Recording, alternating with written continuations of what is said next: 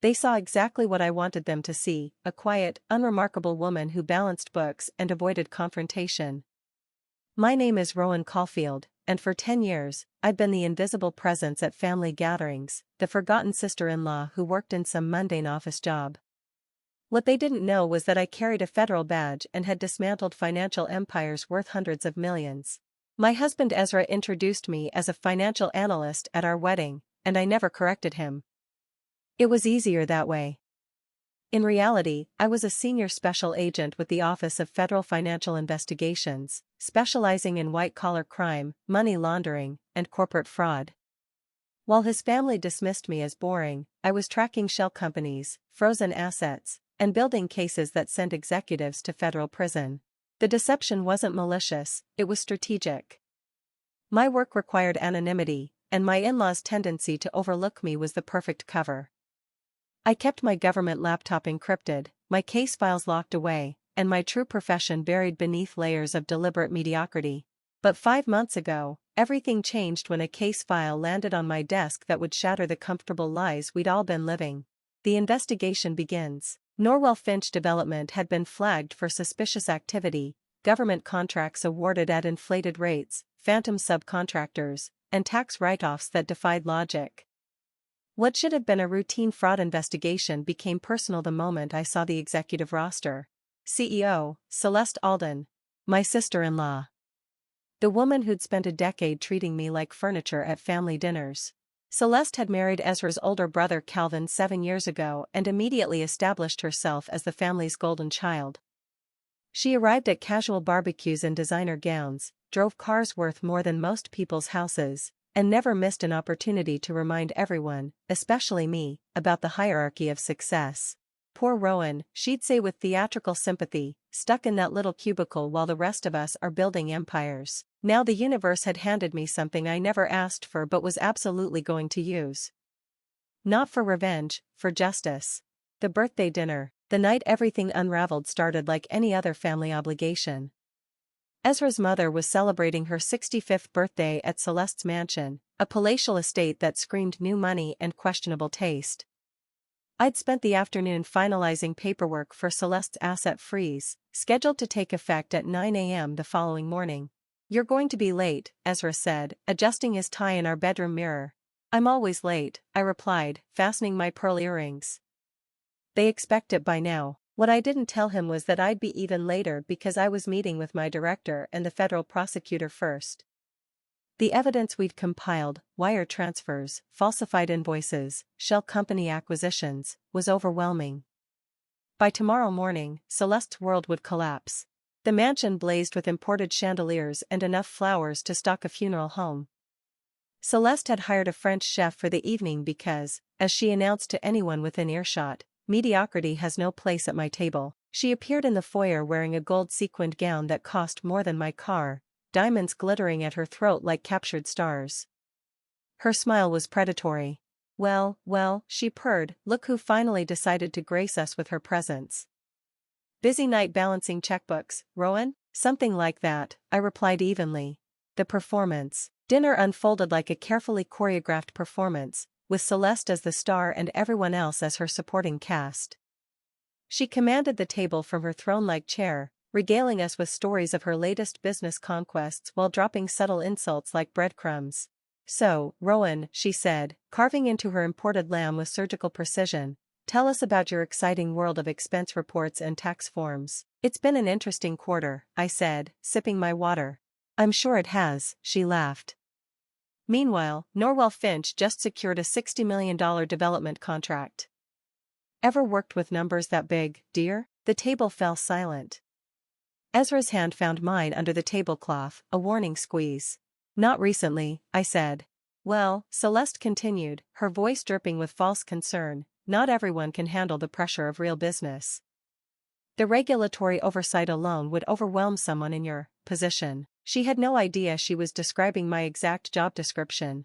"You know what," she said, leaning back in her chair like a satisfied cat, "you should come shadow me sometime. See how actual corporations operate. Though I suppose someone has to handle the small stuff, right?" The irony was suffocating. While she mocked my supposed insignificance, I'd been building an airtight case against her for months. Every boast, every detail about her successful business, was another nail in her coffin. The knock at the door. Just as dessert was being served, the doorbell rang. Celeste's face lit up with anticipation. "Oh, that must be my business partner," she announced. "I invited him to join us for champagne. He's very influential, government connections, you know. You'll love him, Rowan. He's from your world, just several levels above you." The butler disappeared into the foyer, and moments later, footsteps echoed on the marble floor. But the man who entered the dining room wasn't Celeste's mysterious partner. It was Director Talbot, my boss.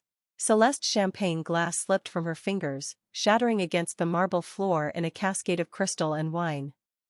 The room went silent except for the dying echo of broken glass.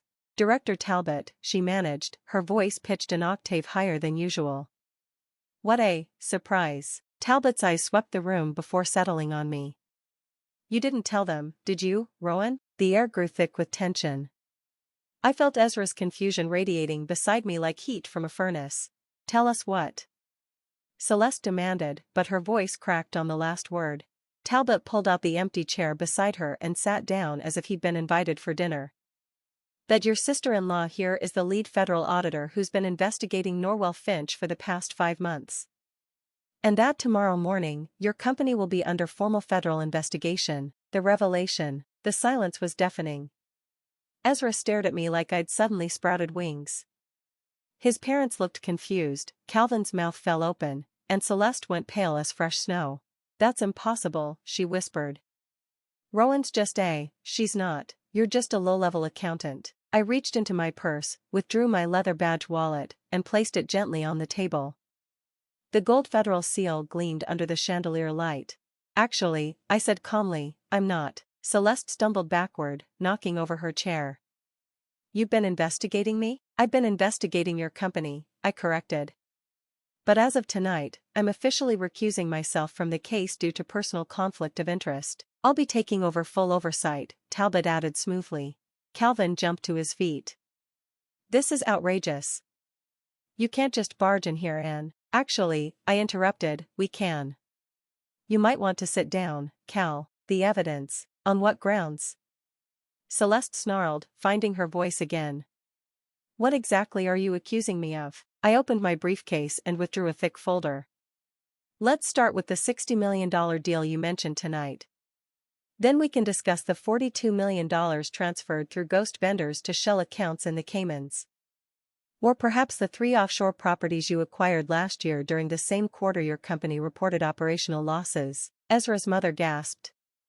"Celeste, is this true?" "This is a setup," Celeste said desperately. "She's jealous.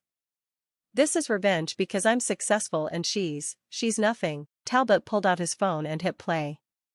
Celeste's voice filled the room. "Relax, Finn.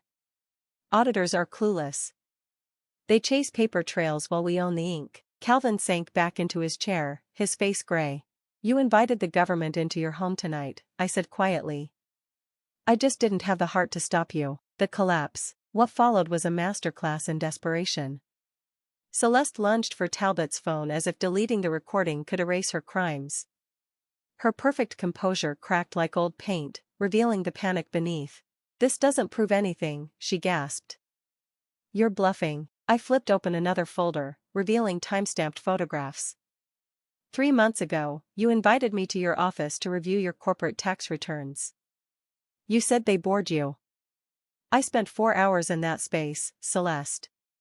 For uninterrupted hours with your files, your safe, your private ledgers." Her face went white.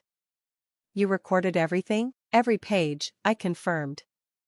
"Including the ones marked miscellaneous contracts that detailed your money laundering operation." The sound of footsteps in the hallway announced the arrival of 2 federal agents. They entered with the quiet efficiency of people who'd done this many times before.